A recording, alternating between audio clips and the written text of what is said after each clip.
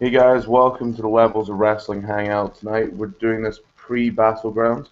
So if you guys are listening after you've seen the show, after the show has aired and you haven't seen it, this is kind of just a heads up as the kind of card that you can expect to see as well. So obviously with me tonight we've got Chris Lamb, who's always here on the panel, and we've got Skeletor with him as well. Hopefully Rentis will join us at some point so we can all get a decent bit of insight.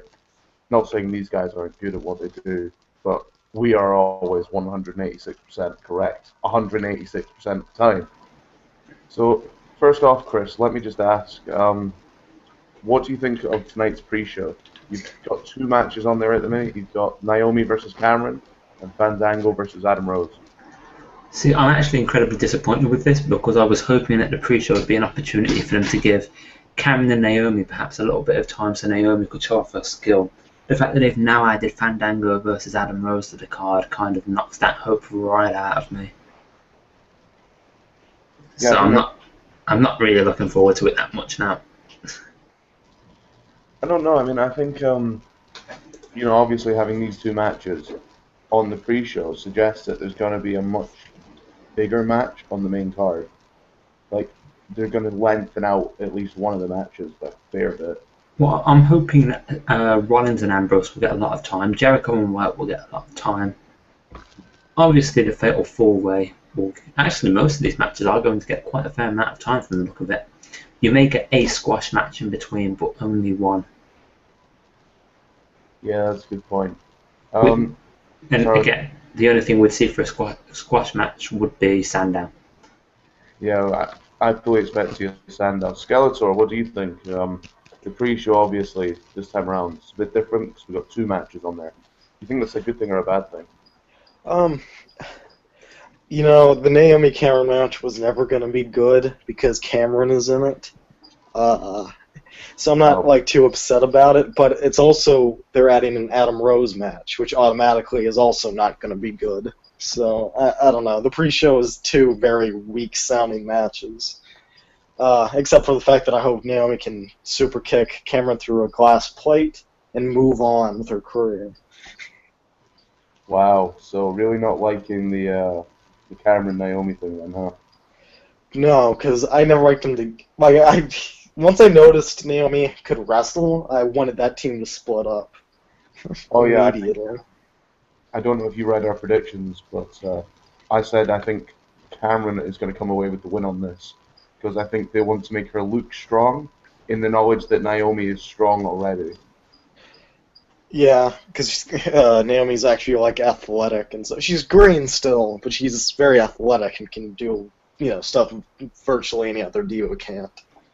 Yeah, that's just it. I mean, she's I'm not going to say the axe pump is a good move, but things like that, she adds a bit of fun to the ring at the same time. Hers is better than a certain other person's, a certain Mojo Rawley. I don't know what you're talking about. Quiet you. Mojo Rawley will be fine. Stay hyped and don't forget. Guys, do you know what? I raised a question this week on Twitter. Since last year's Battleground, what do you think has been the best booked show that we've had, excluding WrestleMania? Because obviously Mania is the big card. So Chris, what do you think has been the best booked card we've had? Possibly Elimination Chamber. Good shout. Because the first thing that I think of is something everybody wanted to see since day one was the Wyatts versus the Shield, and that happened. And the crowd were hyped for that, and there were This Is Awesome chants all the way through that. There was a very entertaining card, a good match as well. I'm trying to think what the rest of the card was, because to me that's the only match that really stood out. But it was the booking and leading up to Elimination Chamber that I liked, especially the stuff with Daniel Bryan and all that. I'd say it's the best one we had since last Battleground. Cool. Skeletor, what about you? What do you think is the best card we've had since the last Battleground, including WrestleMania? I told you SummerSlam before, but I can't. That actually doesn't count because I forgot Battleground used to be October. Yeah. So SummerSlam technically does not count. So, I mean, I think Elimination Chamber, if with counting October Battleground, this is eliminating the incredible SummerSlam from last year. Elimination Chamber, that did have the Wyatt Shield, but also the Elimination Chamber match was very, very good. And, and they actually, made it kind of surprising because Sheamus was the first guy out, and nobody believed that was going to happen. Christian was the guy every single person on Earth thought was going to be eliminated immediately, but he took out Sheamus with that off the pods frog splash, and then immediately got RKO'd or whatever. But Better to have one spot than no spot, though, I guess. Yeah, he got a cool spot, and he eliminated Sheamus, who he lost to like 4 times before that match. So he at least got one over him. And Cesaro, they made every single person in that match look good, except for even Randy Orton, who did the cowardly hiding in his pod thing. It still made him look smart, and he ended up came out with the win. Yeah, do you know what? I completely agree. I think Cesaro looked great coming out of that. I'm going to talk more about Cesaro later on. Francis, thanks for joining us, man. What did you think was the best booked card since Battleground, excluding WrestleMania? Thank you for the welcome. I think I'm going to go with Elimination Chamber, too. I considered going with this past Money in the Bank because I really like what they did with the Shield guys, and I also like what they did. I didn't love that Cena won, but I thought it was a pretty solid championship match considering it's a ladder match with a bunch of established stars. And if they had arranged matches better on the card, I think Money in the Bank would have come out to be a much better pay-per-view. But I think I will go with Elimination Chamber. That was a good one. So we're all fairly set on Elimination Chamber. I've asked the other two already, but what do you think to tonight's pre-show having 2 matches on it rather than 1? Do you think that's a good thing to do, or do you think that's just a quick way of killing off 2 matches? What it seems like to me in doing that is that they're really trying to push the network. Yes. Basically, you're giving a little bit more free product away to try to convince people that the pay-per-view is kind of worth it. Everybody knows that WrestleMania is worth it, but hey, listen, if you like these matches, please give us $9.99 and sign up for the network. So yeah, I can see what they're doing. I don't know if it's a great idea. I think we'll see whether or not it was a good idea once we see how pay-per-viewy the matches are. But until then, what do you say? I think obviously these matches, it's a shame they're using these ones to promote the network. Because obviously some of them, well, I'm not going to say some of them are a bit throwaway, but Adam Rose Fandango isn't something that people are going to tune into the network specifically for, I don't think. I think it's a shame. That might be a good, it might be good to put something like that pre-show. The problem with doing that is even though we think of some matches as throwaway matches, like the Divas matches, we think of as throwaways, or if they have a mixed tag, there's an art to storytelling, and that's why it's become really a popular thing to discuss match order on a card. And even people who have no idea what they're talking about will talk about, well, the pay-per-view was boring because the matches weren't in the right order. But anytime you're telling a story, there has to be certain peaks and valleys in the way that the matches line up across the card. If you're going to get people to a point where they can really have a great experience at the end of the card. And we need those matches sometimes. Sometimes you need a Divas match as a cool-down match.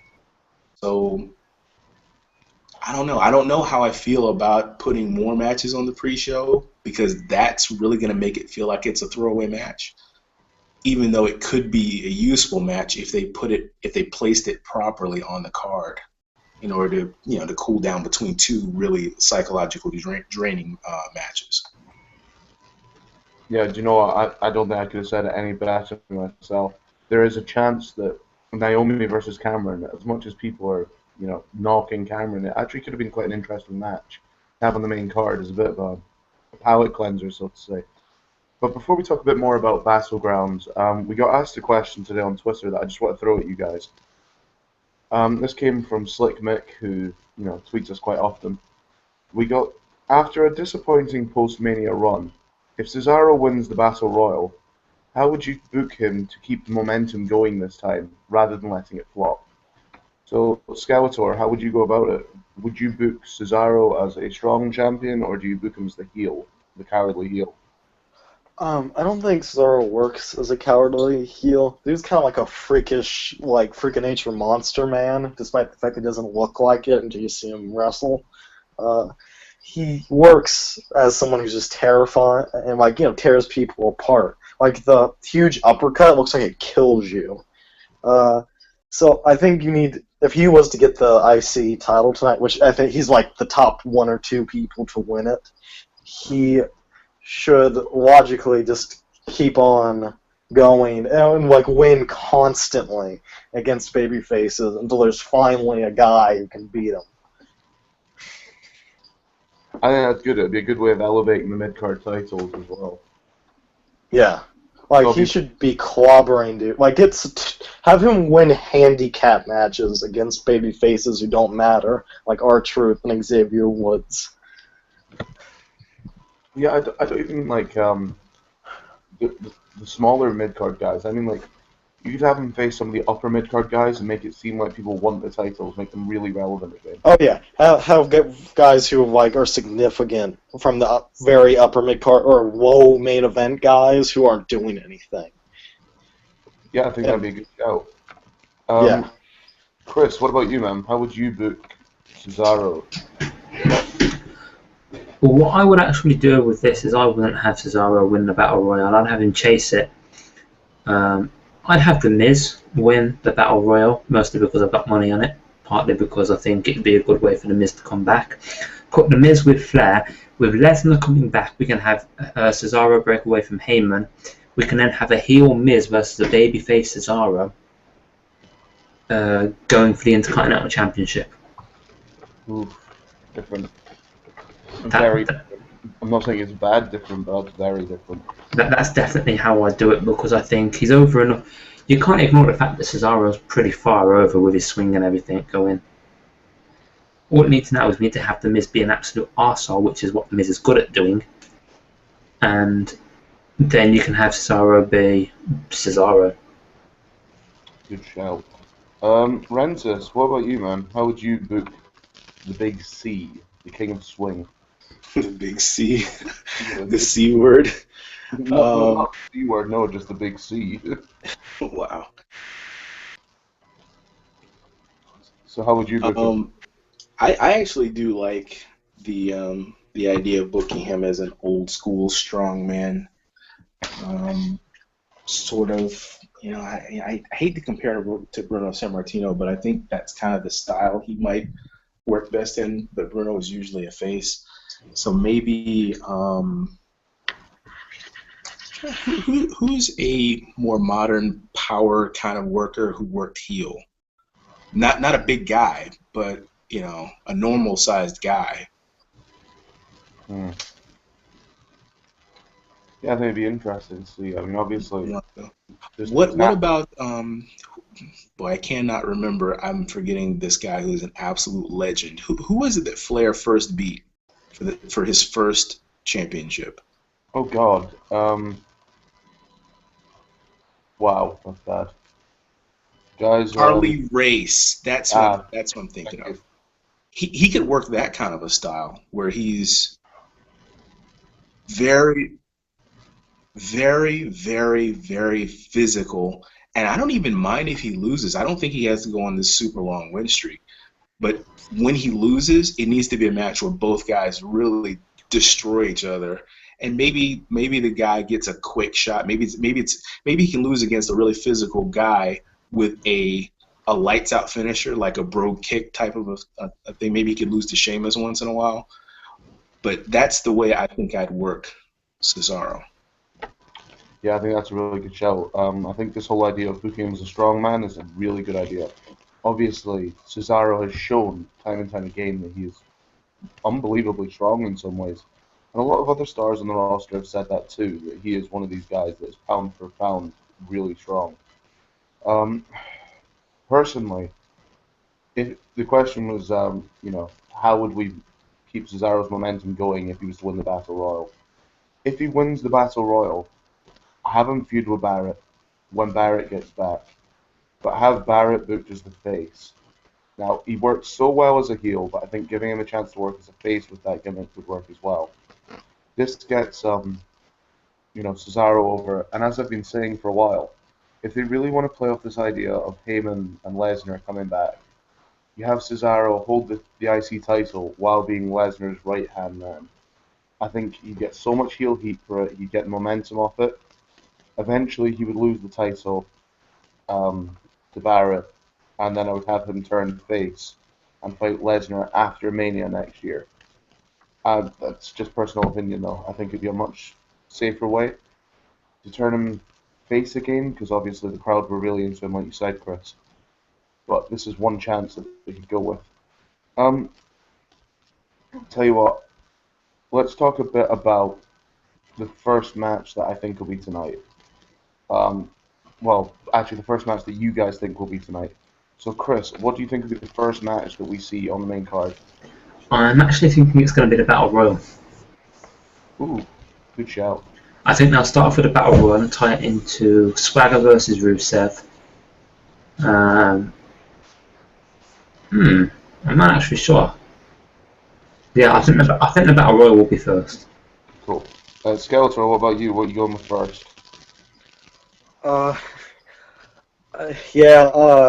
It's probably either going to be the Battle Royal or the tag title match because they want to start off hot. Like, that's their usual plan, is big first thing and then the cool down. So yeah, I'm going tag match or the Battle Royal. Tag match or the Battle Royal, okay. And Rensis, what about you? I think it depends on who they're booking to win. If a face is winning the Battle Royal, I'll say they'll go. And if they're having a title change with the tag titles, they'll go on second. So you have a face win and then a heel win. But if it's the other way around, then you'll have the tag match if the Usos are going to retain, and the Battle Royal with Cesaro the heel as the second match. Oh, that was deep. I'm going to say the first match is actually going to be Rusev Swagger. I think they're going to try and build that up. You get the USA chance, the crowd get hyped anyway. They'll probably then follow that up with either the Battle Royal or the tag match. I think the tag match is going to be a phenomenal match tonight. I think it's possibly, I'm not going to say a show stealer, but it is going to be really good. So, Rancis, do you think the Usos or the Wyatts come out on top tonight? I certainly hope the Wyatts win, but it's hard for me to care about this match. I think we've seen it like a million times, so the only thing that would make it kind of interesting is that if the Wyatts won. Otherwise, why are we doing this again? Yeah, you know what? I said the same thing. I think it's one of these matches that we've seen so many times now. And they've tried to give it a new stipulation by having a 2 out of 3 falls. If they really want to do a 2 out of 3 falls match, they should have done it at the last pay-per-view. And maybe brought in another team to help feud with the whole story. But like you said, I think personally the Wyatts have to win this. What about you, Skeletor? What are you going with? Usos or Wyatts, and why? I am also going with the Wyatts because the Usos have held the belts for like 5 months, and they've beaten several different teams, but they have faced the Wyatts like 20 times. It is about time for the Wyatts to get the advantage, and then we can have Wyatts take on like Stardust and Goldust, or you have new options with a heel tag team champion. Okay. Chris, what's your thoughts? Why not top? I think we'll see the Wyatts win, but what I would like to see from this is potentially something along the lines of the Ascension maybe debuting and screwing the Usos, because they keep doing this thing on Twitter where they keep talking to the Usos and going, we're coming for you and everything.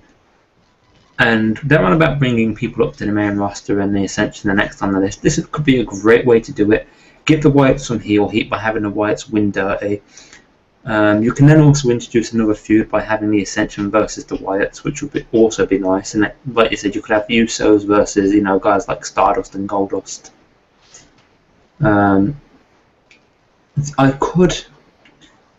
My only issue I've got here is if the Usos win, there has to be a massive twist to it. They can't just win clean again, because people are sick and tired of seeing the Usos. Well, I'm sick and tired, sorry, of seeing the Usos, one, interfere in every match that they don't need to get involved in, and two, win every match that they're in, full stop.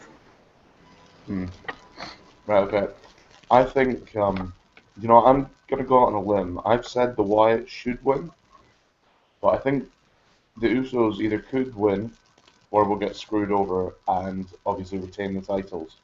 Because while you're saying, Chris, that the Ascension could interfere and give the Wyatts a win, if they do interfere, that will be lost by DQ, so that the Usos keep the titles.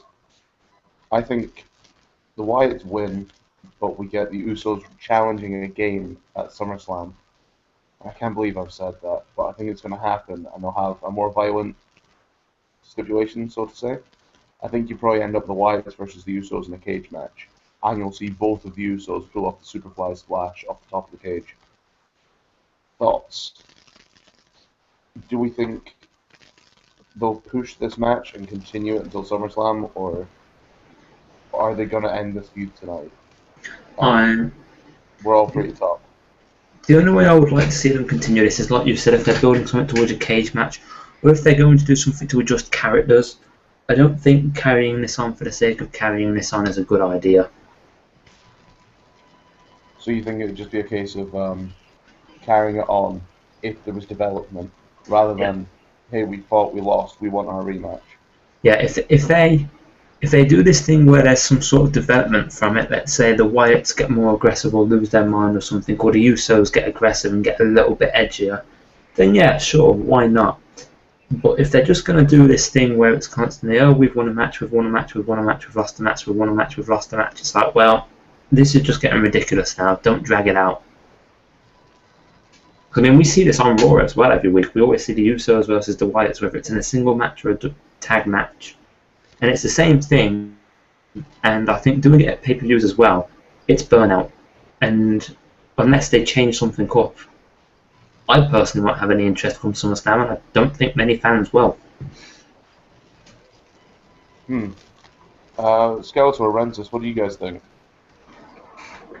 I agree if somebody's gonna do something different, that's fine. You could have. I actually agree with you that really the Usos should win. Okay, a 2 out of 3 falls match. I'm not sure that's really the best format for a heel to win. Now we've seen it. We've seen them do it before. But I don't. I think that's really sort of designed for the face to win, isn't it? Yeah, So, it always seems like the babyface should win the tougher struggle matches. I think we had Kurt Angle lose to Brock Lesnar in a multi-falls match, and so sometimes you do see the heel go over in a multi-falls match, but it feels like to me a multi-falls match is really designed for the face to win. Well, they do allow for the heel to hit someone with a chair or whatever and cause themselves a fall to get a pin and stuff like that.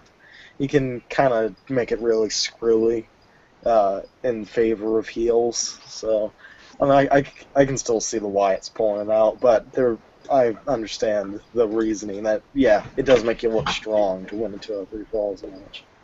But I agree, using the Uso crazy off the top of the cage or just jumping off the cage with a splash is something that is intriguing. I don't know how smart it would be, but it would be intriguing. It would be a spectacle. Yeah, I think it gives the Usos one of their first real big moments, so to say, and because of that, it would make the match a little bit different. If Cody Rhodes is willing to do a moonsault off them, then I can see the Usos doing something. Yeah, that's exactly it. I mean, this is their chance to shine. They've got 2 out of 3 falls tonight. If this match is dull, you know fine well they're going to have a bigger match at SummerSlam. So let me ask you this, guys. Um, with the Usos facing the Wyatts tonight and Jericho facing Bray Wyatt, do you think over the next few weeks on SmackDown and Raw we're going to get Jericho and the Usos faces the Wyatt family? I think it's going to be a standout thing where they're going to push more six-man tag matches because they've just seen how successful they can be this year. Chris, what do you think? Honestly, I'm very, very, very, very, very bored of seeing the Usos and some random person thrown in a match with the Wyatts. So Yeah, I I, would I, agree. I think it will happen, but I'm praying to God it doesn't. I Yeah, would rather see Jericho versus Bray Wyatt and the Usos versus the Wyatts than see somebody come out and make the save and it turn into a six-man tag match yet again. yeah, I agree. Skeletor, what do you think, man? Do you think we're going to get this the six mans, or are we going to get more singles matches? They seem to really like to put together six mans, but the Usos have been guys 2 and 3 and six mans a lot lately. Like we've had a lot of Sheamus and Usos and Cena and Usos, and it kind of makes them just feel like they're very secondary and like, oh, here's the star, and then their backup, the Usos. I'm not sure if they should just be randomly helping everybody all the time. Yeah, I would love this idea that the Usos could kind of gain a backbone and say, well, why should we help you if you're not going to help us? Because like when the APA helped everybody for no reason, it was just people gave them $20 of beer money. You're like, all right, fair enough. Yeah, at least that kind of had reason behind it, you know? As little reason as it was still a reason. Yeah. Rensis, what do you think? Where are we going with this? Do you think we get six-man tag matches, or do you think we'll get more solos? That's really kind of a throwaway match. It seems like it's a little bit more guided than it used to be when it was random three guys versus random three guys. Well, it's not really random, but it's three separate upper mid card or main event baby faces who are feuding with three upper mid card or main event heels, and rather than have the individual matches because they save those for pay-per-views, they put them in a six-man tag. So I guess Wyatt's versus the Usos with another guy helping them moves the storyline along. So I don't know. It's kind of lame, but that's what they're doing. Let's go. We'll tell you what then. Let's discuss the other Wyatt. Let's discuss Bray. Obviously tonight we're getting Bray versus Jericho.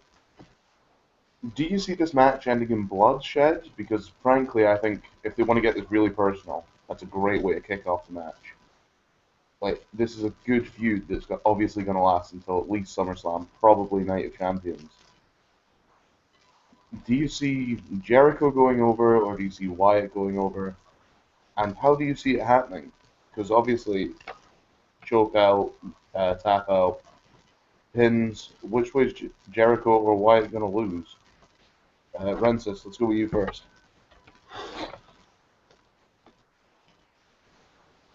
Or not. Skeletor, let's go with you first. Okay. I can only really see two things. That I could be surprised. I I see either Jericho wins, like kind of straight up, and then Wyatt just beats the hell out of him. Does something like really vicious, violent stuff to him because he is a heel, even though he doesn't act like it most of the time.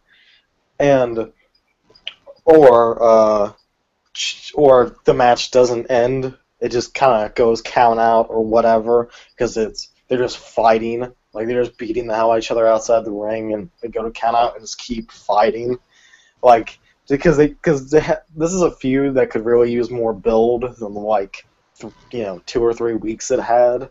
So I really doubt this ends clean, but if it does, I think Jericho will probably get it in some way. Cool. Chris, I know you've got money on this match, as per usual. So who's winning and why? Which is this, sorry? Why versus Jericho? I don't have money on this match. Ooh, bad times. The reason I don't have money on this match is one, the odds aren't that great, but two, there are two ways they can go with this. If they want to change Jericho's character up a little, they have Jericho lose. If they want to change Wyatt's character up a little, they have Wyatt lose. This completely comes down to the creative department and how they want to book, and which person wants to develop their character more. Jericho has said frequently that he loves to come back and play something a little bit different. So in that sense, we could see Jericho lose and possibly get a little angrier and a little more aggressive. But at the same time, you could do exactly the same thing with Wyatt, and you could have him draw some major heel heat by getting really aggressive and, start shouting and everything at the crowd. There's really two ways they could do this. I think the way that it will end, it will probably be a pin or disqualification. If the Wyatts get involved, the Wyatt family get involved. But I'm not entirely sure who the winner will be. I'm going to be honest, I predicted that we see Jericho win this. I think it's basically just for the fact that, he comes back, he needs to have one win to at least look legitimate for Wyatt to challenge. This also gives a reason for Wyatt to continue going after him over the next few weeks, leading up to a match at SummerSlam. Rensis, you there? Yes. Are you there? Brilliant. What's your thoughts on this match then? Who are we seeing win, Wyatt or Jericho? Needs to be Bray Wyatt win this time. I can't see how Bray Wyatt looks legitimate if he can't beat Jericho when everybody beats Jericho. At the same time, I don't know. It's really, really hard to say. There's been some compelling arguments. You just heard one for how you could see Jericho win. But for me, I don't see how Bray Wyatt. I mean, you just look at Bray Wyatt and what we know about him, and then you look at Chris Jericho and what we know about him. It doesn't make sense. I can't see Jericho winning. So, yeah, I mean, that's probably WWE's biggest problem, though, isn't it? Sense and keeping to logic. Try to make us forget who's had what losses to who and why that's happened. So, I mean, we could see a screwy finish. We could see a big finish. Like you're saying, it would make sense for Bray to do it. But at the same time, I think, a lot of people look at Jericho and say, well, Jericho's a legend, so why would the new guy beat the legend? I mean, Fandango has his first ever match at WrestleMania against Jericho and wins. It's just not good times. Not good times for Jericho as far as winning matches right now. I completely agree. Tell you what, let's take a little break from the Battleground talk. We got a couple of questions on Twitter just now. I'm going to ask this one. I think the four of us are going to give pretty much the same answer here.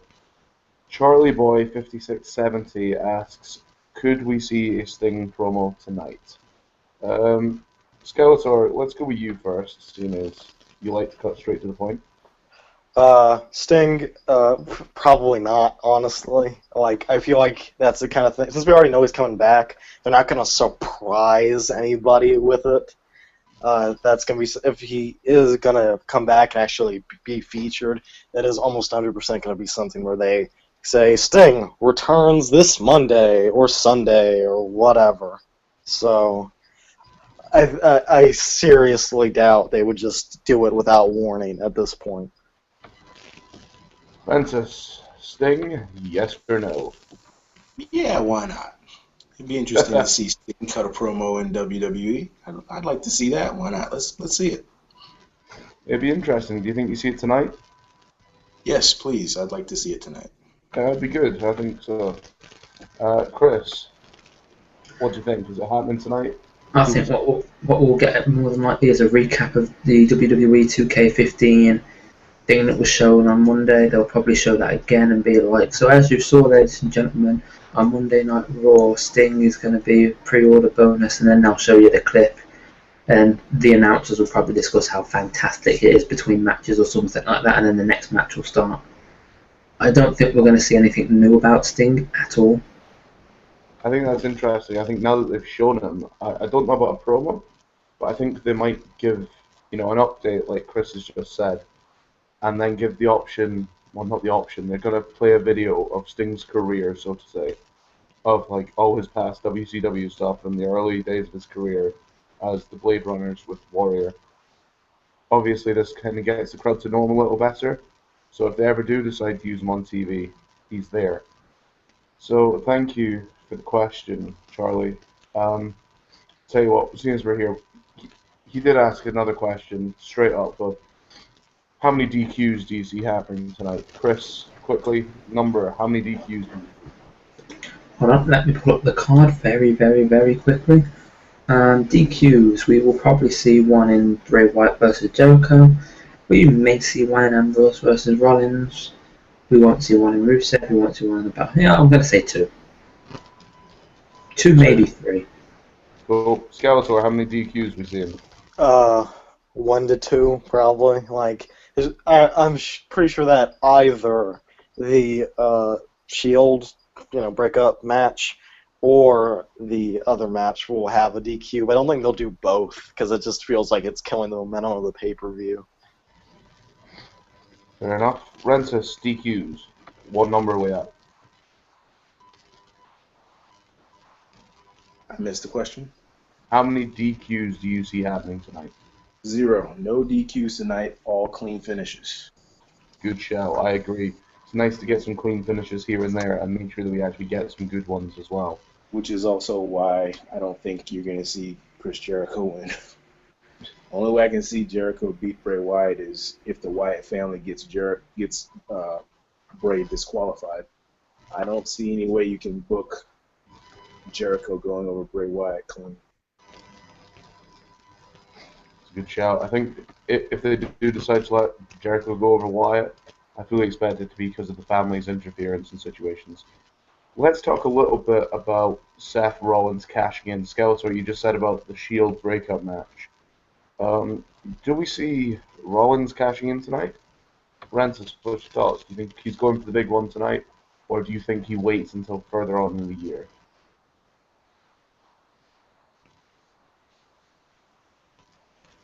Was that me? Yeah, it's you, man. I think Seth is going to hold it for a while, primarily because I think the next phase to the WWE World Heavyweight Championship is for a heel to hold it, specifically Lesnar. So I don't see one heel cashing in on another heel. It's not that it's impossible. It's not that it's never been done before. But I think they'd rather have a guy like Seth Rollins, who would be his first singles championship. It needs to be special. They need to really build it. And they need it to be over a baby face to make sure that he doesn't get any kind of a mixed reaction. Unless, by the time they have him cash in, he's turning face. So... But I think it makes sense for him to hold it for several months. I don't think he's really going to cash it. He'll tease, but I don't think he's really going to cash it in anytime soon. Cool. Skeletor, do you think he's cashing in tonight?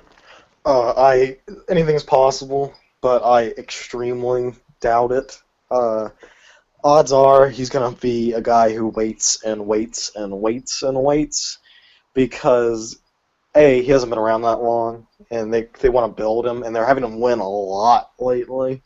So he's just going to keep getting built for a while before they actually have him cash in. Because they seem to be doing the reverse of how they treated Sandow, which gives me hope. Because he's actually, winning consistently over good guys. So we'll probably see it, probably not even in this year. And if it is, it's going to be, way late. That's a good shout, actually. I was going to say, do you see him doing it before Christmas time? Yeah, I don't, but it's possible. It's definitely going to be at least that time period. Yeah.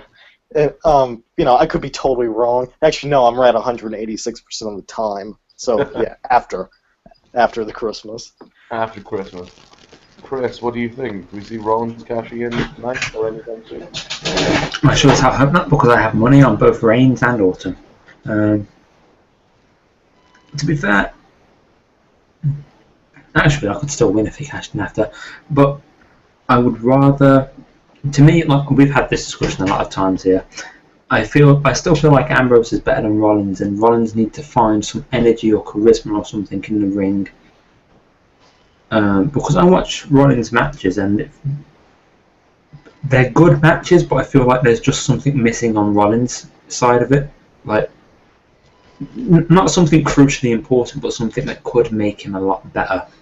I would rather they tried to find that first and held off on him cashing in till, next year, Mania kind of time. I mean, how awesome would it be to see someone cash in at Mania?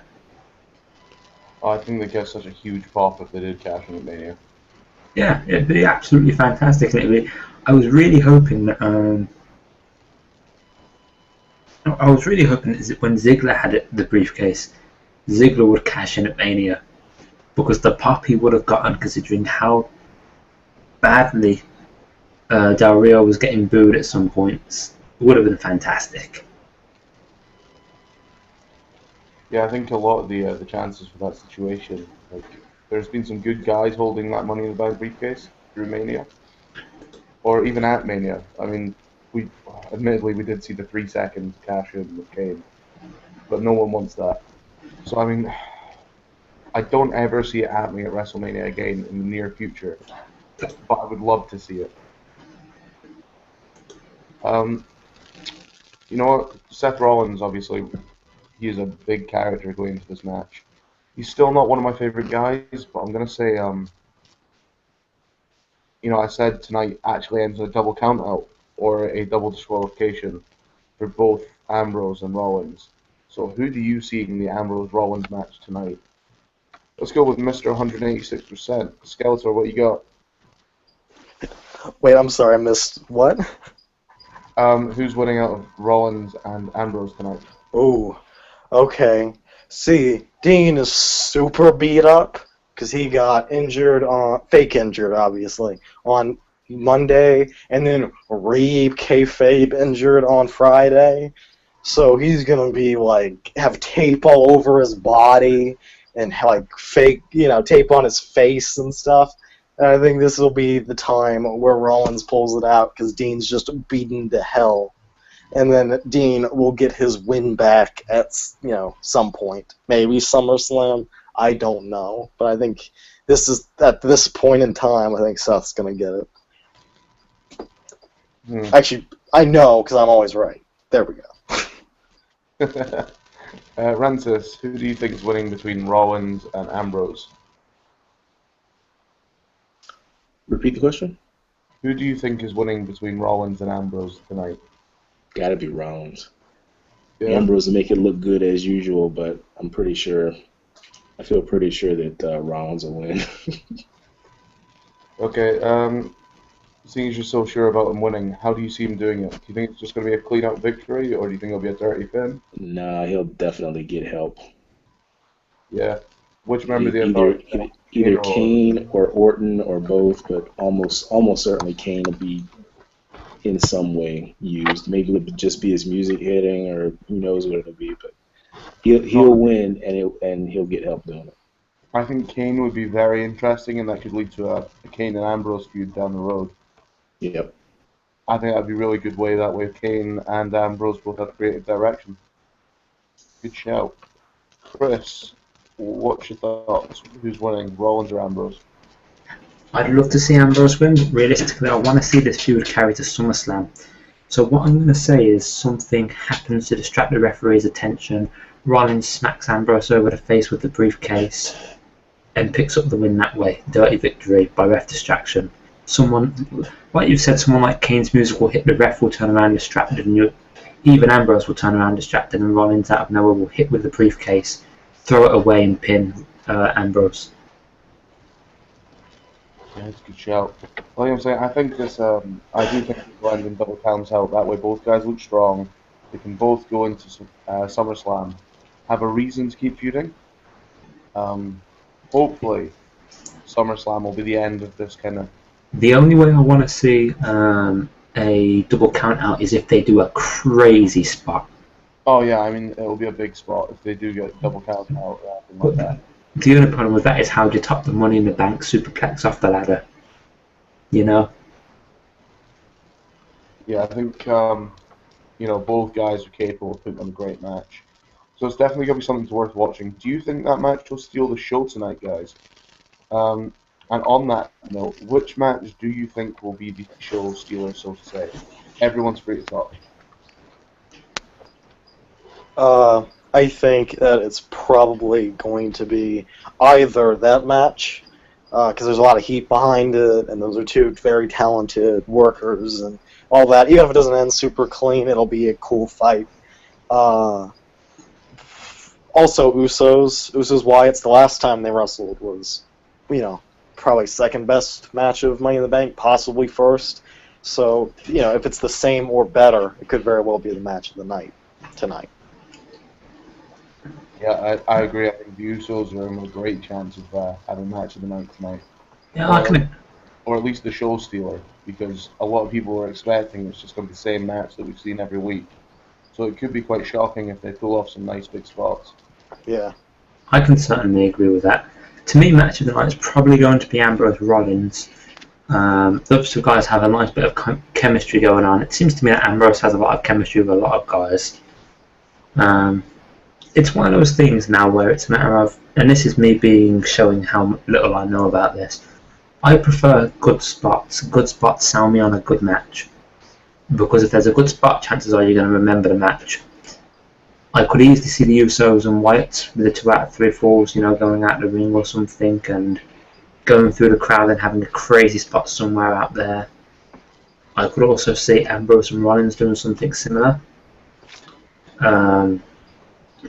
In terms of in-ring stuff, I could actually see Ambrose Rollins or Jericho Wyatt. Ooh, Jericho Wyatt, good shout. You, man, what do you see stealing the show?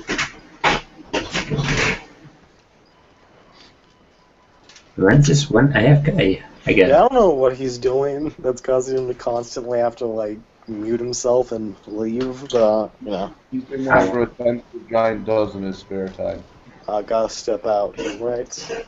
I'll see if I can get this going for a second while Rentis gets back. The main reason I say Jericho Wyatt is because Wyatt's a guy that we never seem to see much of in the ring. I don't really know how to put it. He has the few moves, like the Sister Abigail and stuff that he hits, but his moveset isn't widely seen or known. You don't really see him do a lot of different moves. And it's like when I think about the Cena Wyatt match, a lot of it was just punching and a lot of it was Cena. And then you had the Sister Abigail's come out of nowhere. And the same can be said for a lot of Wyatt's matches. It seems to be a lot of punches and Sister Abigail's. I'd be very interested to see if Jericho can draw a deeper moveset out of someone like Wyatt. I think Wyatt's the most he was ever exposed moveset-wise was in his match against Bryan, when they were going toe-to-toe and had I think an apron DDT, all sorts of weird stuff got pulled out that you don't normally see, which is, I still believe, is his best match thus far. I think that was the most we've ever seen of him. Yeah, and I think Jericho was a guy that will probably drag that out of Wyatt, which is very good. Yeah, I love this, you just said about all the punches and the kicks that you see from Wyatt. I love that. It kind of shows that his character isn't a wrestler, he's a brawler. And he's so good at it. In some ways, I don't want to say it reminds me of Mick Foley, but there are some parts of the way he moves in the ring that I see a lot of Mankind from the first couple of years. Yeah, the only problem I've got with the punches and everything is the way that Cena doesn't sell most of them. Because good at selling punches sometimes. Yeah, but when some of the matches he had with Cena, it was like Wyatt was throwing a punch and Cena wouldn't sell it. Jericho, on the other hand, I could see selling it, so I could be interested in seeing that tonight. Yeah, I think that's funny because Bray has the brawler style that makes it feel like he's just a street fighter, not a wrestler.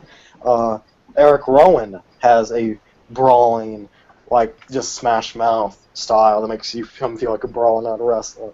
But Luke Harper wrestles like he's in New Japan, which is just super weird to me. And it's great. He wrestles great, but it's just he wrestles like he's in Japan, dropping Uranagis and all sorts of crazy stuff that you don't normally see. But that's part of why everyone loves Harper at the moment, is because he's putting out movesets that for a guy his size, you don't normally see in a company like WWE. You don't normally see those kind of moves. I mean, when he dives between the ropes and everything, everyone goes, "Holy crap!"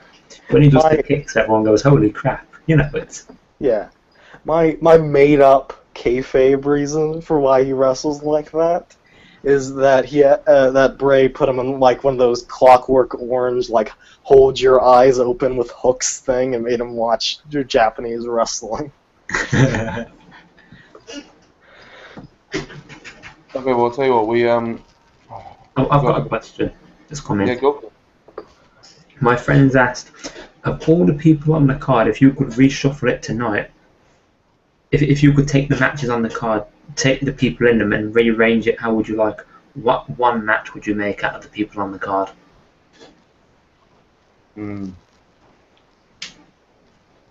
So if we could take any match and just using the people on the card and rearrange them, basically. Yeah. Personally, I would probably take Kane out of the main event. I think he could be doing other spots, like filling in other matches, but that's just personal opinion. I think if they're going to have Reigns versus Triple H, I think we should have got Reigns versus Kane at Battleground, then we should have got Reigns versus Orton at SummerSlam, and then probably move straight on to Reigns versus Triple H at Night Champions. But that's just me. What about you? I can kind of agree with that. The main thing that I would say is I would actually be very interested to see a guy like Jericho go in instead of Wyatt. Instead of Kane. Because, you know, if you could have someone like Cena, Jericho, Reigns, and Orton go at it, those are 4 names right there. I don't think necessarily having a triple threat, considering we've had some big triple threats over the past few months. I mean, looking at Mania, for example, we had what was meant to be a massive triple threat match. I think a fatal 4-way for the title is a nice, it's a nice change of pace, kind of. Yeah. Skeletor, what about you? What would your answer to that question be? Yeah. I think I'd probably...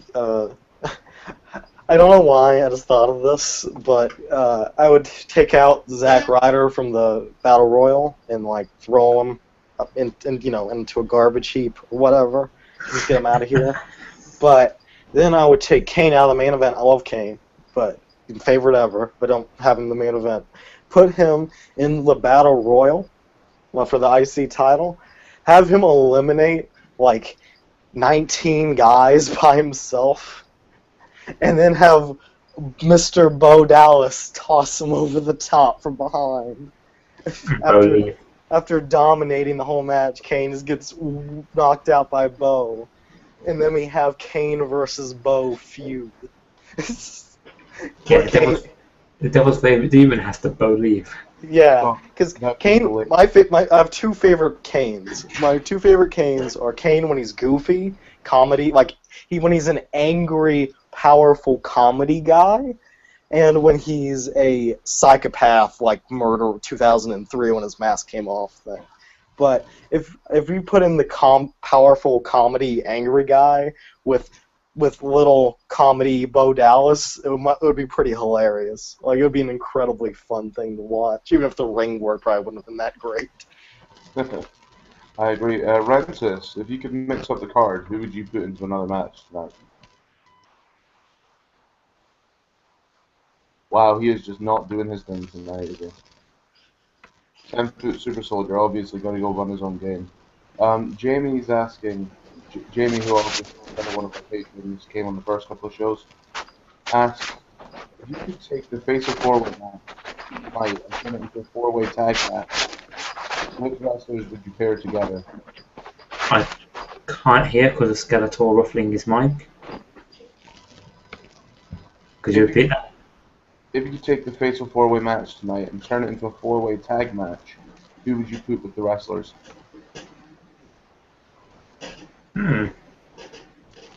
I would have Ambrose and Reigns.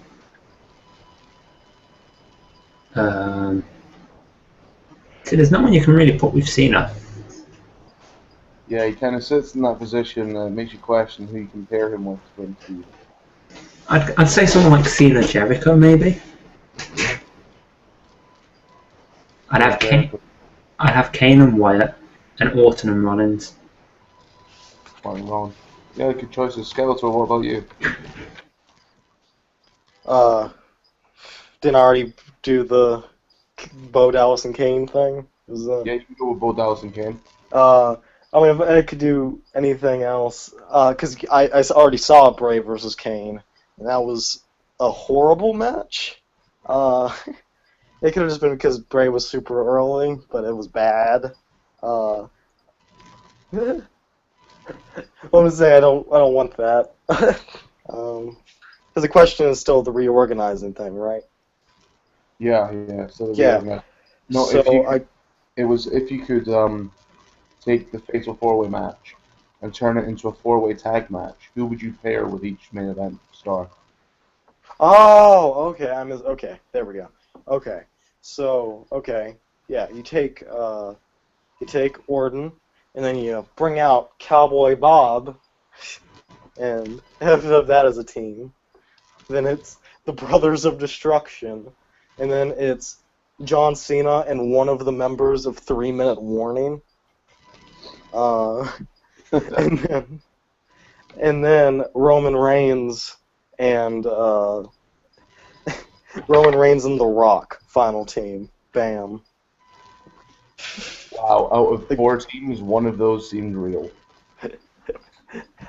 None of those made a lot of sense, but I guarantee that they'll change it tonight to match what I just said. It's guaranteed 186%. Yeah. There's no way that they aren't listening to this, and B, that they didn't immediately change so that it matches what I said.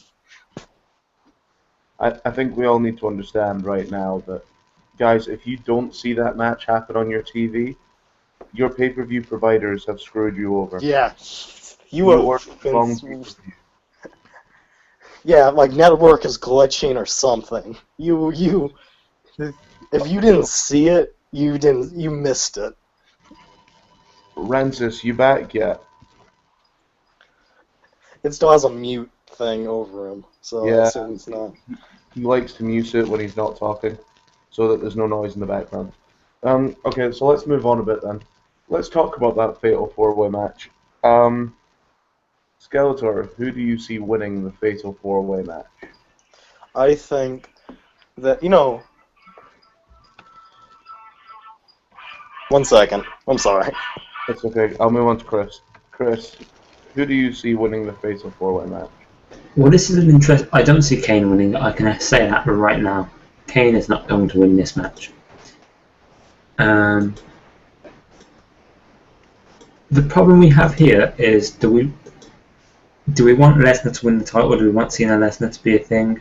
Possibly, maybe not. The fact that Cena's not going to be at Raw tomorrow makes me think he's going to get beaten up, and in storyline reasons he won't be there. So I'm thinking Cena's not going to come out of this champion. The question then is Orton or Reigns.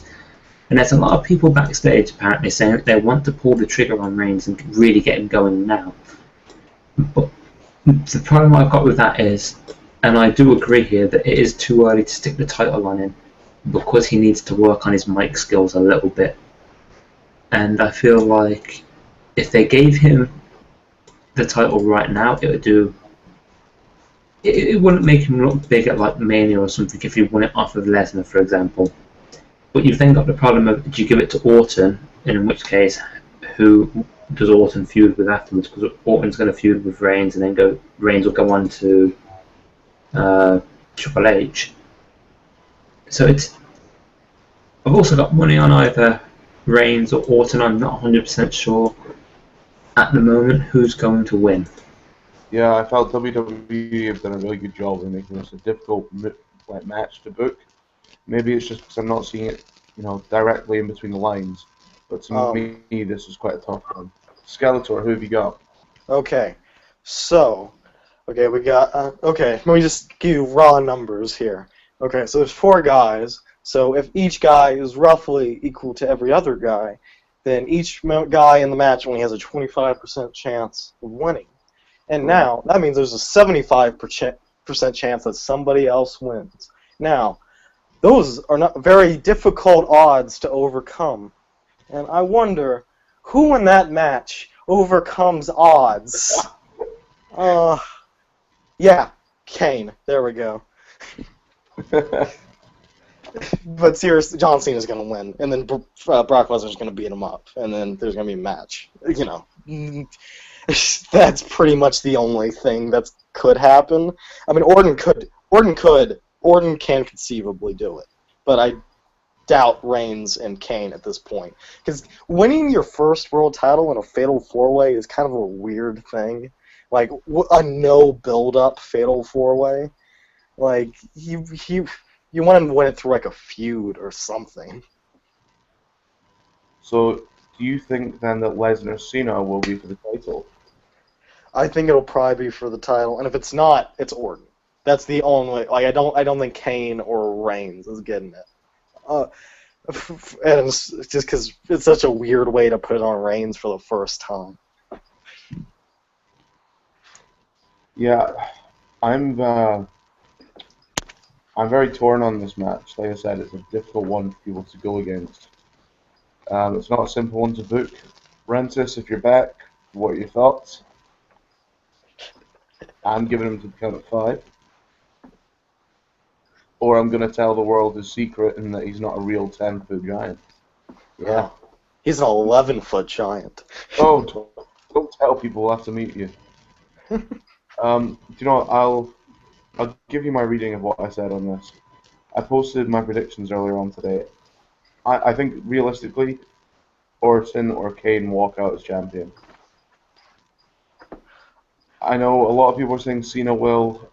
I think he loses the belts no matter what happens tonight.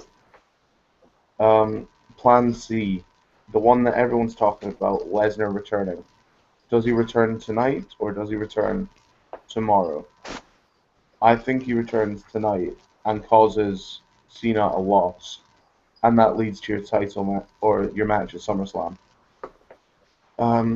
I've suggested that Cena nearly gets the win, nearly pins Kane because Orton and Reigns were brawling elsewhere or are lying out after a spot going through the announce table.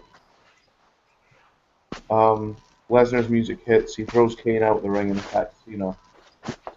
This obviously gives Lesnar the chance to leave, and Orton crawls back into the ring to get the pin. Kane just watches from the outside of the ring because that's what the authority have told him to do. So basically, that'll lead you up for Cena versus Lesnar at SummerSlam. You get Orton versus Reigns at SummerSlam. Although Orton versus Reigns would be for the title, Triple H screws him over, which leads to Triple H versus Reigns at Night of Champions. And then that could also lead to a Kane and Orton in the future, where obviously they've been hinting at that anyway. So I think tonight, either Kane or Orton wins. So between the two of you, because Rance has just disappeared, who out of those two, who do you think wins, Kane or Orton? I would have to go with... Did your mic just cut you off, Chris? Who would you go with? Alright. Beautiful. Awesome. Scouser, who would you go with? Alright, so, okay, the clear choice is Orton, but I don't want Orton to walk out with the WWE World Heavyweight title at SummerSlam through a screw job by Triple H again, 2 years in a row. So I think that would be brilliant. Yeah, it actually kind of would be, Kane has actually been listening to the Authority, and Orton has not. Like, he's been constantly ignoring them and attacking Kane and doing stuff that he shouldn't be doing. So Kane becomes the new choice of the Authority and wins the WWE World Heavyweight title, then holds it for the next 12 years. 12 until years. his retirement match against Sting and The Undertaker. Okay. I believed you till then. Okay, I've just got to say this for a second. The people that seem to think that Cena's going to walk out of this champion, I find it very hard to believe that Lesnar will return on a Raw that Cena isn't going to be on. I don't see a point in it. I don't see a point in saying, okay, Lesnar's coming back to shit, but isn't actually here. That to me is a very redundant return for Lesnar. What, so you think that Lesnar has to show up on the pay-per-view tonight? Not necessarily. Well, he has to turn up, lay out Cena, and obviously lay out Cena and put him out for a week. So Cena can go and do his own stuff. Okay. He did what he did.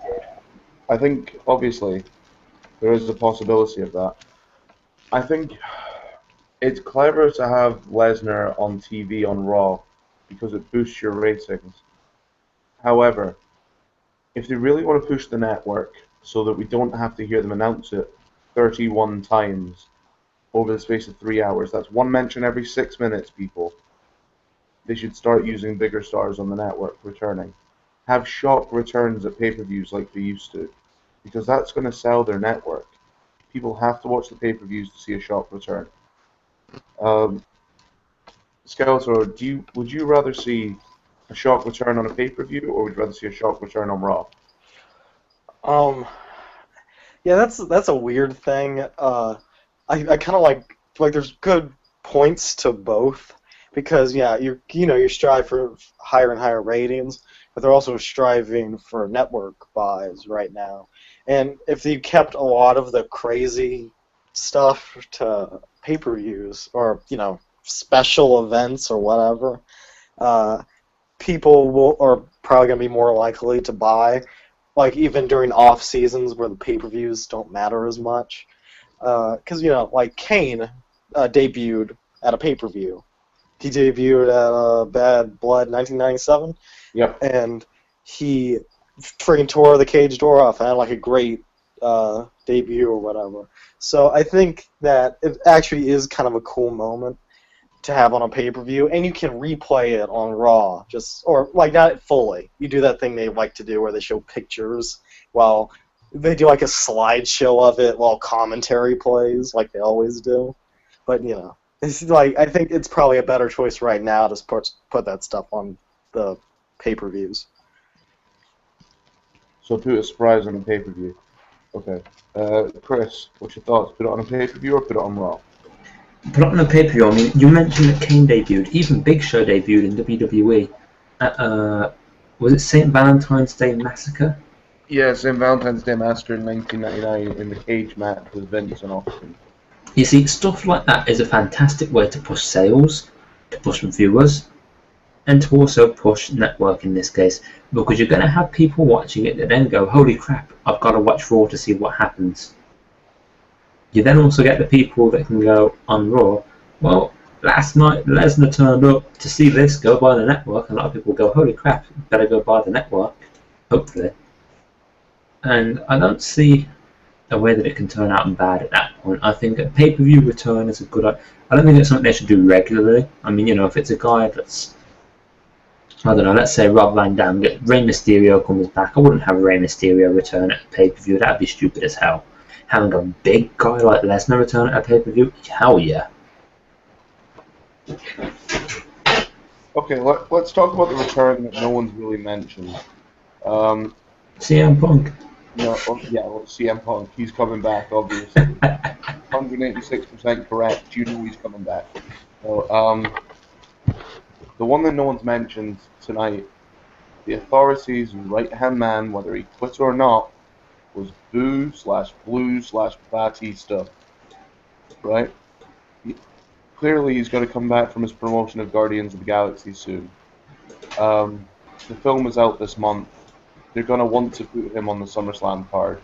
So when do you see Boo/Blue-Tista returning? Chris? SummerSlam. You see him showing up at SummerSlam? Just before SummerSlam. And I'll make it a big thing out of it. We'll probably actually, to be honest, if we don't actually see Reigns versus Orton, I could see Reigns versus Batista. I I very much think that he's off doing his stuff with the movie.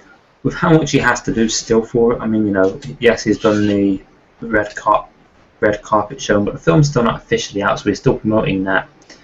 I could see him coming back early August. Early August, wow. Okay. Personally, I think we're going to see him come back either next week or the week after. I think they're going to want to put him in a match at SummerSlam. Like, he needs to be in a match. If he's going to be there, you have to let the WWE Universe know he's going to be there in order to sell tickets. It's like Nash said, you can't promote me if you're not going to tell them I'm there. They need to do it as soon as possible as well, because they start selling him as the Guardians of the Galaxy star. People from outside WWE are going to pay attention as well, so that'll bring in more fans for the network. Skeletor, what's your thoughts? When do we see Blue Boo Batista return? The movie comes out August 1st, I believe, in America. So it's probably going to either be the week before that or the Monday after that. I hope the Monday before, because that gives them like some actual time to build. It's a weird thing. Like, I don't even know what to do with him at this point, because he's gonna be in a like popular action comedy movie where he's a good guy, and it's this weird thing where all the fans kind of hate him, and I don't know what you do with him. Like, is he a face now? Do you keep him heel and ride off of the Bautista thing? I mean, I prefer him as a heel. In my mind, he's a vastly better heel than he ever was a face, because he's irritating, and he's like just this big guy with like muscles that exist only to look good, and he's not as strong as he should be for how like muscular he is. He's like just this really weird like character right now. I just don't even know what you do. I guess just probably the week before the movie comes out, I guess. So late, like super late July. Like probably the Raw after the one that comes tomorrow. Okay. I think, personally, like I said, I think they're going to put him on the card. So I think they're going to have to announce him sooner rather than later. And if they want him to have a good match, they're going to need to put a decent promo build into this. Apparently, he can act. I say let him show his acting skills. Like you said, though, he does play a better heel. He just seems more natural at it. Maybe that's just how he rolls. Maybe he's an asshole in real life. I don't know. But when someone's good at something in WWE, they have a tendency to do the opposite. Like, look at Big E. He was silent for his first 6 months. And that's not because he was bad on the microphone. It's just because they had no idea what to do with him.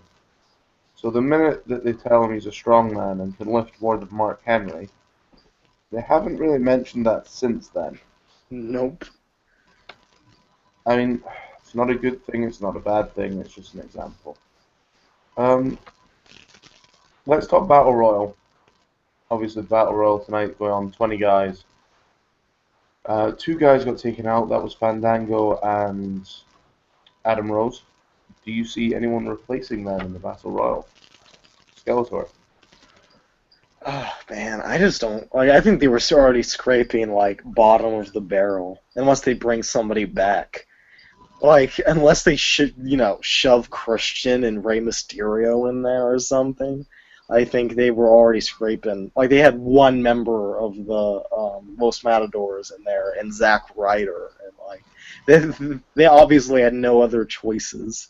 So unless there's a couple returning people, which plausible, I guess. I don't know why you would bring them back like that, but plausible. I think they probably won't replace them. It'll just be like an 18-man battle royal. And yeah, there you go. Cool. I'd like to see Mark Henry return, personally. I think if he's going to do it and look dominant, then that's a good place to put him. I've said that Miz wins. A lot of people are probably going to hate on this, but realistically, it's a good chance. Miz talks about his moneymaker and that he never wants to be hitting it. Sheamus talks about having a brogue kick that will destroy his moneymaker. This also follows along the ideas that Sheamus has been teasing for weeks, that he wants to merge the US and the IC title. Now, I'm not saying it would be a great feud. I'm saying it would be an interesting feud, though, to see how Miz would get out of the way of having his moneymaker destroyed by this brogue kick. You know, I think it's a good chance. It gives both guys something to do, and they're not going to bring the Miz back with nothing to do. Like, you don't play your movie stars up to be nobodies on the card. It just kind of makes sense to me. Chris, what about you? What are your thoughts on this? The odds on the Miz when I placed my bet were 12-1. I stand to make 78 quid, so he'd better. Beyond that,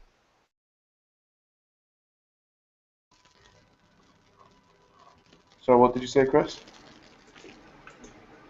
did you mute me? No, I don't know what happened. It muted everyone. Okay. I said I stand to make 78 quid on the Miz, so he'd better ref him. Wow. Yeah. The fact of the matter is that the top three. Man, your mic keeps dying. That's really bad. Again, god damn, we sorted this out once already. Okay, just quickly, who do you think? Just quickly though, who do you think they will replace Adam Rose and Fandango with in the Battle Royal? Don't think they will. You don't think they will at all? I think they have an opportunity to, but I don't think they will.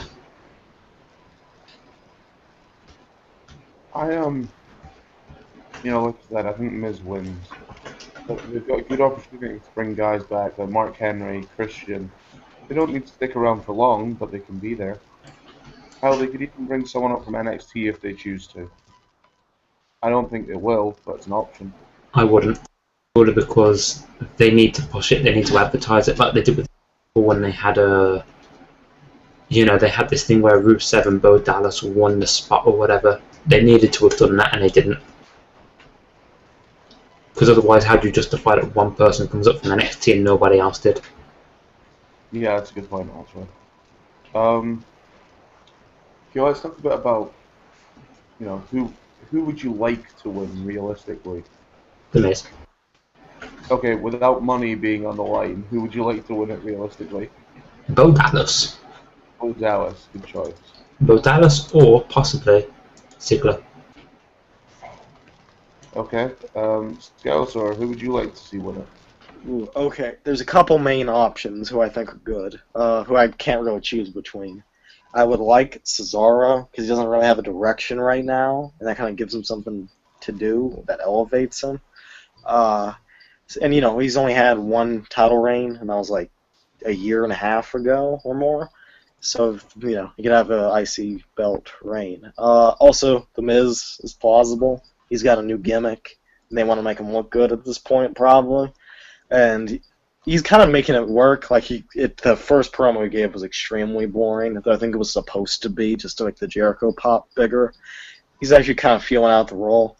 Also, Bo Dallas. Bo Dallas is great, talented, funny, and I would love if he mixed his streak, his the streak lives Maggle thing with being IC champion and being like an undefeated IC champion for a very long time. I would love if if Bo Dallas won and it led to a feud with Bad News Barrett. It would be so great. Obviously, they've already got a little bit of history there. I mean, that's who, you know, Bo eliminated Barrett in the Royal Rumble and things like that. But they also have the opposite personalities because Bo is a guy people boo because he's so nice and but he's also like a douchebag secretly. While Bad News Barrett is a guy people cheer because he's upfront about being a douchebag. It's like they're the opposite personalities now, which is weird because they had a feud a year and a half ago where neither of them had a personality. Yeah, can I just say as well, how good was Miz on Monday with putting his face on the Tron? I loved that. It was so cheesy. It was brilliant. It was really funny live. I gotta say, like I was forced to look at it because if I wanted to look at the action, I had to see his face behind it the whole time. Yeah, it's just one of those things. He's overseeing you because he's bigger than you. It's great. Yeah, it's a cool concept. Okay, let's talk guys who clearly aren't going to win this. The one guy that no one has said is Cesaro. Right? Cesaro is in that match.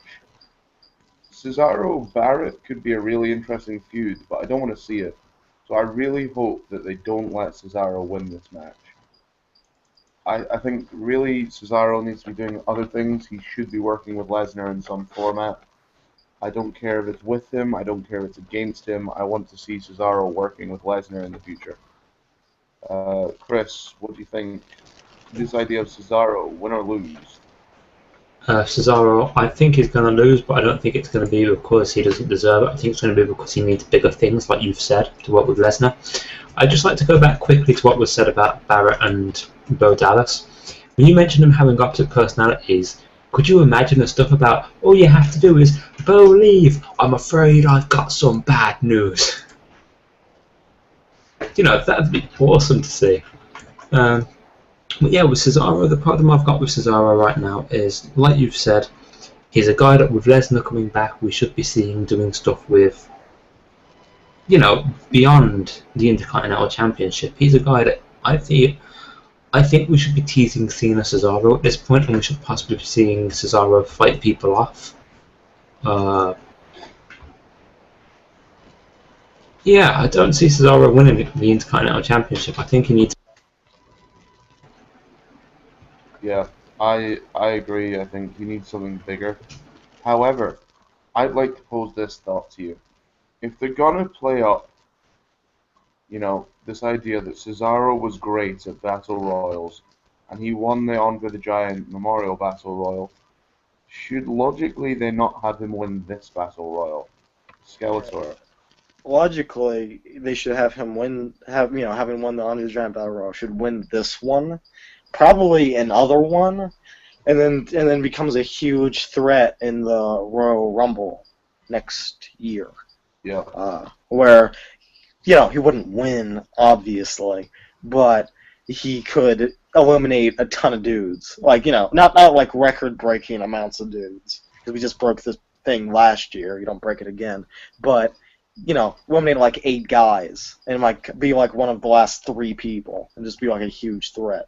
Like that's a real cool way to elevate a guy by having him be super good at a very specific type of matchup. They've done that before. Like, there's been guys whose whole shtick is they win like every hardcore match they have or stuff like that. It's a good way to build a guy, I guess. And it's like I'm not sure if the IC title is great for him, but it's okay. It's something he can do for a while. There's other guys I prefer. Like I would love Bo Dallas to be IC champ. It's early. It's real early. But I think it'd be hilarious and like really build up. It would actually help the belt, probably. Just to have a guy who's so, like, if he won it, you could have him, like, cry and run the circle and, like, do 10 victory laps with the belt and also, or all sorts of stuff like that. With Bo, obviously. But, those 2 guys, Miz also has options because he can be an arrogant douchebag who becomes even more arrogant because he has the Intercontinental title and has a history and all that stuff. Those 3 guys are all great choices in my mind. Okay, so let's talk a little USA, USSR. We got Rusev and Swagger, Lana and Zed. Obviously, Swagger's been getting ridiculous pops because one, he's got We the People, and 2, he's got USA. He's got 2 of the most effective chants that have ever been in WWE. Skeletor, you first. Oh, who wins versus between that match? Yeah. Man. See, this is the match I think I am having the most trouble with on the whole card. Because there's so many, like, weird outside factors to it. because Rusev has this undefeated streak and has never been beaten and has been crushing guy. And do you end it this early? But there's also Swagger had an obscenely successful face turn, like the most successful face turn, like in like a one match kind of like an instant face turn, not a slow change like Daniel Bryan had. But in terms of just quick face turn, the most successful one I've seen in years. I don't know what you do. Like it's the unstoppable force meets the immovable object. Like you can't have either of these guys lose. You can't have either of them win. It doesn't because it's there's all that weird outside stuff like because Russia is being super like actually evil now. Which has stopped storylines before, but I don't think it should because in that Sergeant Slaughter turncoat storyline against Hulk Hogan was probably the most successful storyline of the early '90s. Oh yeah, Like, completely agree. So I don't know what you do. Like I think probably the best option is to have Swagger break the camel clutch if he loses. Like, if he loses, you have to make him look very strong, have him be the first guy to break the camel clutch all the way. Biggie got most of the way, but he has to do all the way, break out, and then get beaten by, like, some cheap, Lana trips him, he gets super kicked, whatever, like, ending. Yeah, and then build towards the next pay-per-view. I don't know what you do. It's hard. It's probably the most difficult match to play out perfectly tonight. I'm gonna say that Swagger loses, but Rusev only wins by the skin of his teeth. Like, it's literally gonna come down to the last hair and nail fighting. It could even end, if they really wanted it to, in a brawl where both guys are out on the floor. But I think it'd be really interesting to see both of them out. Even better, have Swagger pass out. Don't have him tap out. Have him lose because he passed out and refused to give up. Because that's the American spirit, so to say. Chris, what's your thoughts? Well, obviously, as it's been mentioned, there's the political issues surrounding Russia at the moment with Ukraine. It becomes a matter of whether or not this Ukraine issue is going to affect the push that Rusev's been getting, and I have a feeling it will because WWE it's WWE. It's the Hassan character that they had after the July bombings in 2005. For example, character got completely derailed and eventually the guy got released for it. Not his fault. Bad gimmick, bad time. Same thing could happen with Rusev, and I pray to God it doesn't. If they don't let it affect them, I'd like to see Rusev win tonight. If it does affect them, I can understand completely Rusev losing, but I don't think that should happen any other way. If they're going to keep him with this gimmick, they need to have him win. Yeah, I don't know, because if you look back at Umaga, I mean, Rent has made this point before. If you look back at Umaga's career, who obviously Rusev's push is modelled upon, Umaga didn't lose in his first 9 months. So if you want to think 9 months from WrestleMania, that's it's what? It's pushing January Royal Rumble? Yep. So the first time we see Rusev lose a match could be Royal Rumble, which is also technically when he first made his WWE debut. Indeed. Yeah, because he had about one match and then didn't do anything for 3 months. Yeah. So, I mean, we could see him lose at Royal Rumble. But the interesting thing about this is, Umaga, when he lost his streak, so to say, was, he did some of his more interesting work after that. Like, he didn't need to be this unbeatable monster to actually still look good in the ring. Oh yeah, I mean, I don't think that Rusev needs this winning streak, but I think that having him lose to Swagger, I think if you're going to have Rusev lose, you have it happen at SummerSlam, and you don't have it happen to a guy like Swagger, you have it happen to a bigger guy. That's true. Okay, so let's say Rusev does win. Where does he go from here? Like, where do you see Rusev going post SummerSlam? Post SummerSlam, I could see Cena. Interesting, but how does Cena then transition from Lesnar to Rusev?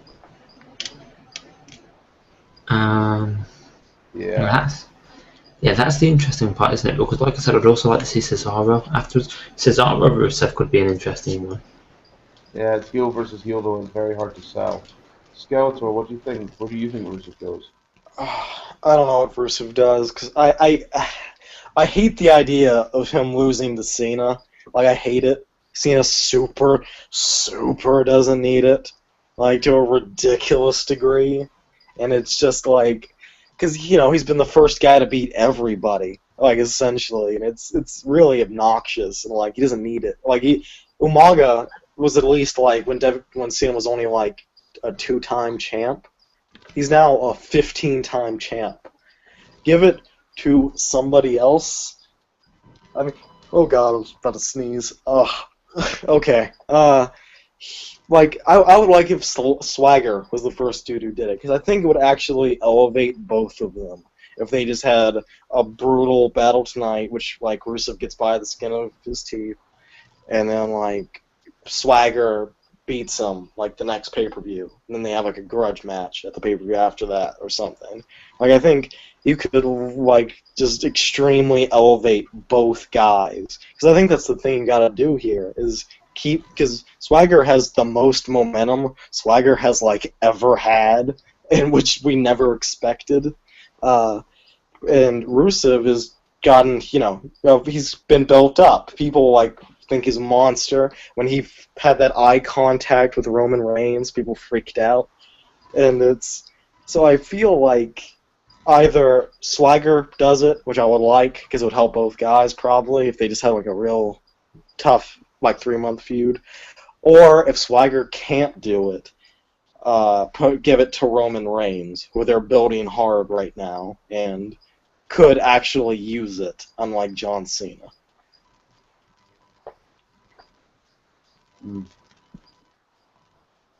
See, I think obviously Rusev and Swagger, like you said, both have got this momentum going. I would love to see both guys kind of have, I don't want to say like a year-long feud, but I would love to see them, fight just now and then go opposite ways due to something happening, and then have them meet up again throughout the next couple of months. Like Rock Austin did for a while, Yeah. where they would do other things. That would be great if you could get that. I'm not saying they're of the Rock Austin caliber, No. but that idea of, like, intertwining their stories is great. Because Rock would go feud with Mankind for a while, and Austin would, like, take on HBK or whoever, and then by the time the next WrestleMania or next, like, major SummerSlam, whatever, Austin and Rock would be intertwined again to face each other, and that's, they spaced it out pretty well, so that they only really had, like, 3 or 4 major matches against each other. Yeah. If we could do something like that, it'd be really cool. But I think I've just asked on Twitter as to how, people think the Rusev Swagger match will go tonight. And as much as I love my Twitter followers at the minute, you guys are all crazy. Swagger is not winning. So far, it's on a vote of 8-3 that Swagger wins. I think it's possible. Like, I doubt it. I do severely doubt it. However, I don't think it's impossible. Though I do think that if he will win, it will probably be their next fight against each other. SummerSlam. Yeah, SummerSlam, probably. Or maybe even later, I don't know. But, Oh, you go. So I was going to say, it's worth mentioning the Battleground Kickoff show has actually started now. And they are having the Fandango versus Adam Rose first. Christian is on commentary with Renee Young, Booker T, and Alex Riley for the pre-show. Yeah, I really like Alex Riley. I think they're wasting a chance with him on commentary there. Yeah, Um, agreed. yeah, I think he's really good actually. I think he does a lot better than. I'm not going to say he does better than JBL. It's better than people give him credit. I think he does a shit ton better than King at the minute. Like if I have to hear Jerry Lawler make a joke about boobs when he's like age 60 again, I'm going to cry. If I have to hear JBL make another really bad heel joke, I'm gonna punch him in his damn face. That's why he's good though, because he makes you hate him.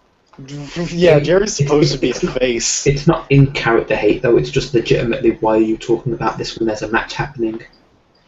Well, yeah, JBL used to be better. Like I don't know if Vince is talking in his ear more. Back in like 06, 07, when he had that back injury and he went out for like a year, he was like way better than he is now. Yeah, I feel like now when he talks on the mic, or on the commentary, it's always 9 times out of 10 something completely irrelevant.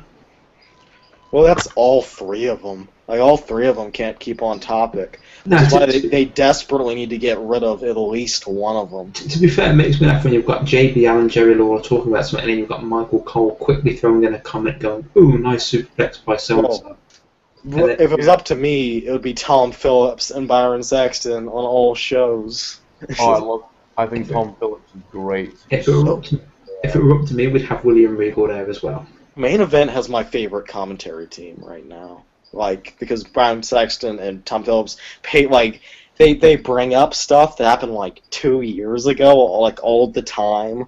Like they just bring up like, oh, these guys had they had a fight with each other at a pay-per-view 2 years ago. Like they bring up facts like all the time, which Michael Cole, JBL, and Lawler, like especially Lawler, never do. So I like those guys a lot, and I just wish that their pretty solid quality main event commentary could be moved to at least SmackDown, if not Raw. The only time that they ever bring stuff up is when it's someone like JBL, then Mysterio comes out and it's like, oh, Mysterio beat JBL and it's like, that's completely irrelevant from the match that's happening right now in the ring right in front of you that we're all watching. Tell you what then, guys. Chris, who would be your dream announce team? If you could have any announcer, who would you have? I'd have JR. I don't entirely get... I know everyone takes the mick out of him for that. My God, he's been broken in half. But I love JR's commentary. I definitely think that the guys on NXT are very good commentators. I'm not sure who I'd have from there, to be honest. I'd love to have what's her name? Eden. Brandy Rhodes, that's the one. Yeah. I'd love to have her on the commentary or something. That'd be fantastic. I think a girl on the commentary would be absolutely amazing. Cool. Skeletor, what about you? What's your dream commentary team? Friggin' you grab Jim Ross, the greatest commentator of all time, which I always believed, but now I know for sure, now that I've gone back on the network, JR is the greatest. Then you go over and you grab Mr. Joey Styles, and you have Joey Styles and JR freaking out about every match. Because those guys just lose their minds at everything. It would just be the best to have Joey Styles, oh my God, and Jim Ross, by God, next to each other. You know what? I would love to have Taz circa 2004 with JR. Like, the fact that Taz sounded so uneducated when he spoke. Yeah. Have such great heel moments between JR and Taz, as well as calling the match in a really structured manner. Like, Taz was better than most people gave him any due for. He's terrible now, though. Oh, he's awful now. I would actually love to have Taz, JR, and Brandy Rhodes as the commentator team. I think 3 is a good number, better than 2. Apparently, obnoxious CJ Webb is saying the Battleground set looks a lot like the standard Raw set. Yes, it does. Wow.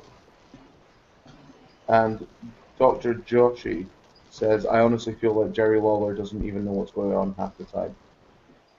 He is a sad old man, so I would not be surprised. I've questioned. I understand that Cole has Vince in his ear, and JBL does sometimes. I've questioned if Lawler gets that at all, and if that's why he seems so out of it. Because obviously they're talking about two different things at times. Is that because he's not getting Vince in his ear? I'm not sure if that's because he's not getting Vince in his ear. I'm not sure if that's because he's been doing this for too long and doesn't care anymore. Yeah. Oversaturation of his own product, really. Well, he's talked about how he doesn't think he's nearly as good. I heard him talk about the fact that he doesn't think he's nearly as good as he was back with JR, and he isn't. Like he said that his favorite time commentating was when he was with JR, and you can tell him and JR played off each other very, very well, and are probably the greatest commentary team of all time. So, because Jerry was, a fun heel guy who actually remembered things about pro wrestling because he was a wrestler, and Jim Ross was the crazy face guy who would freak. He was stern and the straight man, but he would also freak out if anything happened, like The Rock screwed us all and all that stuff. So yeah, even he admits he's not as good as he used to be because he doesn't have as good of a partners that he flows with as well. Who was the TNA commentator that used to freak out? It wasn't Mike Tenay, it was the guy that used to commentate with him. Holy crap, they've actually done a 3 months ago segment. Wow. They've actually looked past 2 weeks in the past, holy crap. Dude, time doesn't go back that far. We've only existed for 2 weeks. They're showing an interview between the entire Shield from 3 months ago before they broke up. Wow. They're really scratching the barrel this time, huh? They're actually putting their fingers out for once. It's nice to see. Tell you what, let's take shots at it now. We'll do a prediction now, and then when we do Lowdown, or the pre-Raw show, on Monday, we will, recap. Skeletor, rate tonight's pay-per-view out of 10 before it even starts. Oh, okay.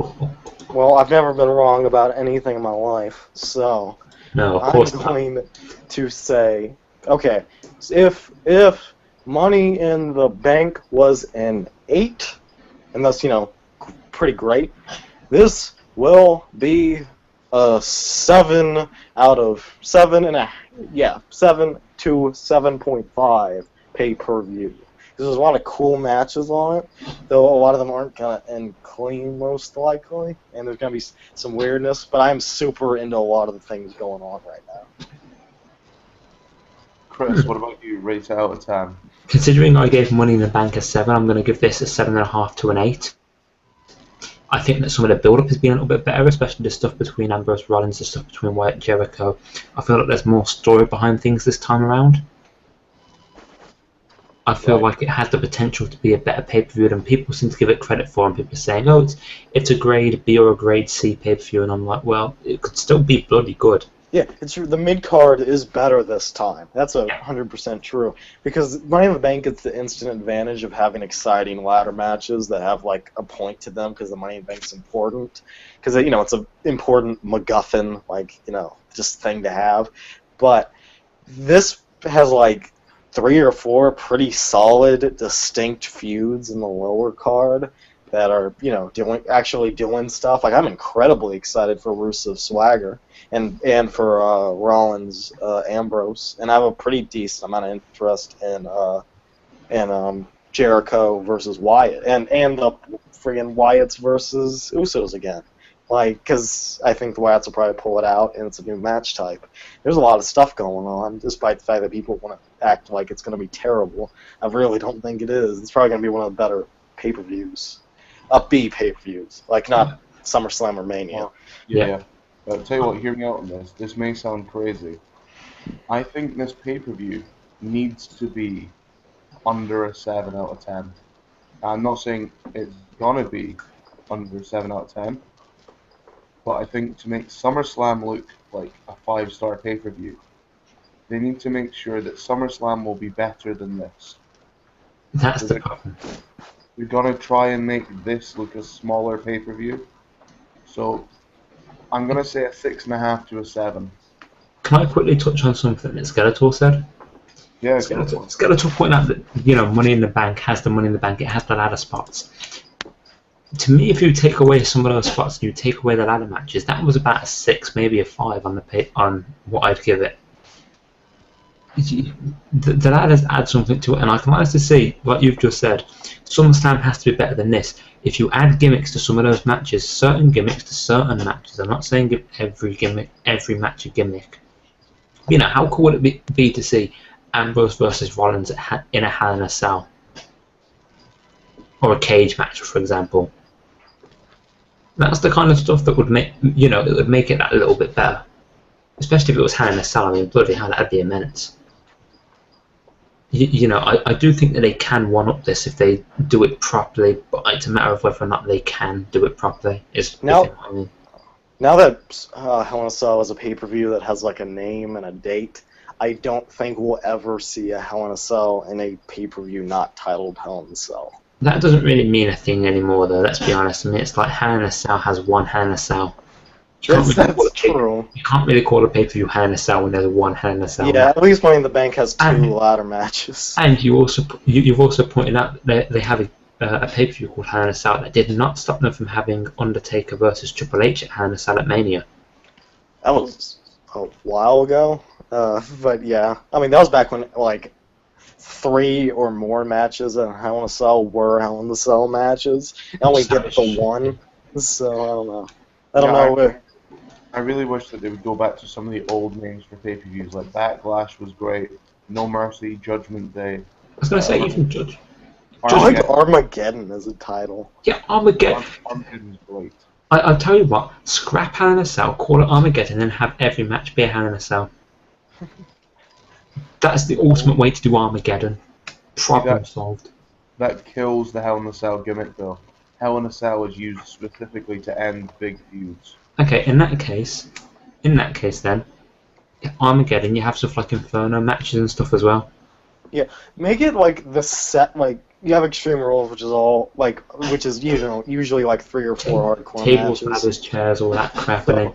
So you use Armageddon as like kind of weird, off-brand, like hardcore matches. Like you use like Inferno or Backstage Brawl or all sorts of kind of weird match types. So that it's just like this super violent weird show. That is actually what I would love to see instead of Hell in a Cell. Just give us Armageddon back. Problem solved. Can you see it being PG though? Yes. Well, more or less, yeah. Like friggin' Money in the Bank had Orton get busted open hard. But I'll tell you what's interesting. Granted, that wasn't. Sorry, on you go first. I was going to say, granted, that wasn't intended. But I mean, I'm sure it wasn't. They even had stuff like the Belfast Brawl. Have something like that. Stuff that you haven't seen in like 5 years. That's just like random violent pay-per-view types. I would actually love to just randomly have a pay-per-view like that, where it wasn't. Oh, hold on! Cameron's got her own entrance. She's wearing this football outfit. Sad groan. I remember watching Backlash 2001, and they had like the big hoops that would swing on either side of the entranceway. And I remember watching Matt Hardy, Crash Holly, and someone else climb up one, and basically diving off it as it was swinging back and forth. And I just thought it was the coolest thing ever. Wow. I miss when they had interesting sets. Oh, that's heel heat. I could be wrong, but I think Cameron's entrance music is one of her songs.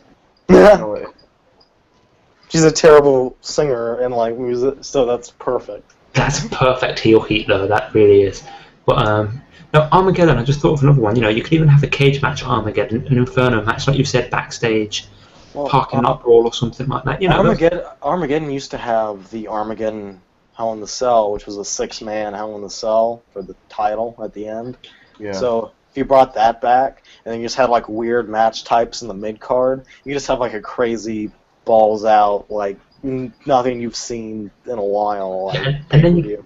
and then you can get the exclusive using stuff like Hell in a Cell at SummerSlam, which to me, Hell in a Cell at SummerSlam for Dean Ambrose, Seth Rollins would be perfect because, like you've said, to end a high-end feud.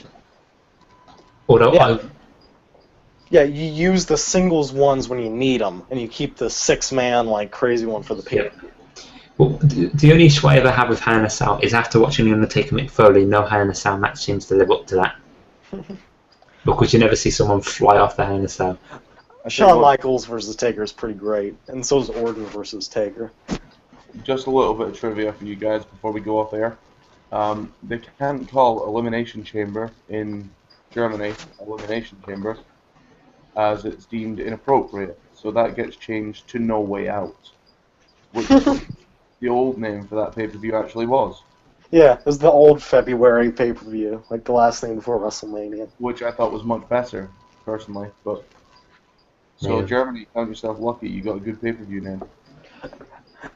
Yeah, First up- Germany has weird titles. Like Spider-Man 2 was called like Spider-Man 2 Rise of Electro or whatever. Yeah, that was a. I think I know the reason for that. It was some kind of copyright law or some crap, but I believe somebody actually copyrighted The Amazing Spider-Man 2. Wow. There was also, I don't remember where, I'm going to get them mixed up. One was in South America and one was Germany.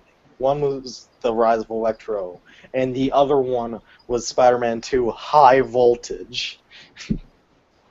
Wow, Like, that- High Voltage sounds like South America. yeah, I think that was, because it made me laugh, because, you know, the Crank movies, which are ridiculous action movies, oh, they're the so- second one is called Crank 2 High Voltage. Yeah. Naomi's almost popped out of a top. Right. We're gonna end it here, guys. Yeah. Before we get into random movie talk, if we're gonna talk movies, we're talking wrestling movies, and you know what? We're gonna talk. No holds barred. We will talk about horrible wrestling movies and films starring wrestlers tomorrow Oh on god. our Raw pre-show. Uh, Check that for a plug. I've seen a lot of those. I'd just like to point out this is actually an interesting, entertaining match in some ways. Yeah, it would be. It's Cameron and Naomi, because even if you're watching it on mute, it's going to be an interesting match. Yeah, especially for me. Anything before things get too bad here. Chris, we know you love the darker skinned ladies. There's nothing wrong with that. Hell yeah. That's why you got to give a shout out to all your followers. Speaking of which, guys, make sure if you've been listening, you follow each and every one of us on Twitter. Follow Whammy332, Fallout_WWE, and myself at Leveler LOW. Be sure to catch us tomorrow night, 2 hours before Raw, where we're going to give you all our feedback from our Battleground Fallout, so to say. And we'll give you all our predictions for the following Raw. So thank you for listening, and good night. Good night.